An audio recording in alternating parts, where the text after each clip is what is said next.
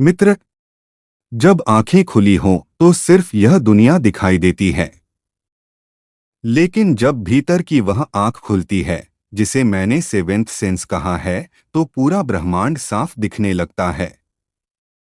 60 साल लग गए मुझे इस एक दृष्टि को खोजने में।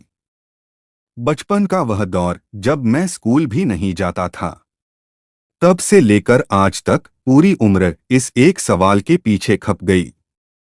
लेकिन जो सत्य मैंने देखा है वह तुम्हें कैसे दिखाऊं?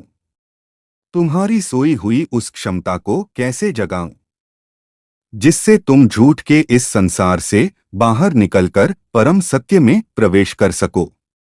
आज इस तलाश का आखिरी सिरा मिल गया है। यह जो चर्चा आज हमारे बीच हो रही है, यह मेरी पूरी जिंदगी की कमाई है। एक बहुत बड़ा सवाल मुझे भीतर ही भीतर मथता रहता था कि आखिर वह सत्य दृष्टि कैसे पाई जाए जिससे जीवन का असली सत्य दिखाई दे। इसके लिए तमाम तरह की साधनाएं की, अनगिनत प्रवचन सुने, न जाने कितने अथक प्रयास किए, और जब वह दृष्टि आखिरकार मुझे मिल गई तो मेरे सामने एक नया और बेहद गहरा सवाल आकर खड़ा हो गया। मैं अपनी उस दृष्टि से इस पूरी कुदरत को देख पा रहा था, इस पूरे यूनिवर्स को समझ पा रहा था, खुद को पूरी तरह जान चुका था। जिस दृष्टि के जागने से यह सब कुछ संभव हुआ, उसे मैंने नाम दिया सेवेंथ सेंस। मैं हमेशा अपने करीबियों से, अपने मित्रों से कहता था कि मैं देख रहा हूं, कुदरत के पूरे सिस्टम को चलते हुए देख रहा हूं, उसकी असीम शक्तियों को साक्षात महसूस कर रहा हूं। लेकिन सबसे बड़ी पीड़ा यह थी कि मैं वह देखने वाली दृष्टि तुम्हें कैसे दे दूं? मेरी दृष्टि से तुम कैसे देख पाओगे? वह तो मेरी अपनी यात्रा है।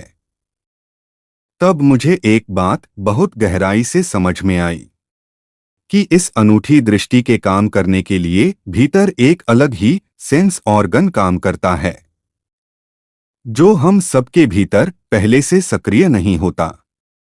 इसे बहुत गहरे में जाकर जगाना पड़ता है। यही वह सेवेंथ सेंस है जिसकी तलाश आज पूरी हुई है कि इसे तुम्हारे भीतर कैसे सक्रिय किया जाए। अगर तुम भी इस संसार के झूठे ताने बाने से थक चुके हो, सत्य में जीना चाहते हो, तो तुम्हें अपने भीतर की इस सोई हुई शक्ति को एक्टिवेट करना ही होगा।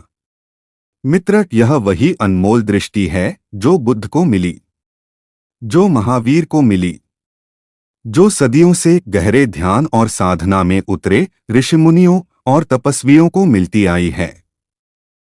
इसे पाने के लिए लोग न जाने कितने जन्मों तक, कितने सालों तक तपस्या और समाधि में लीन रहते हैं।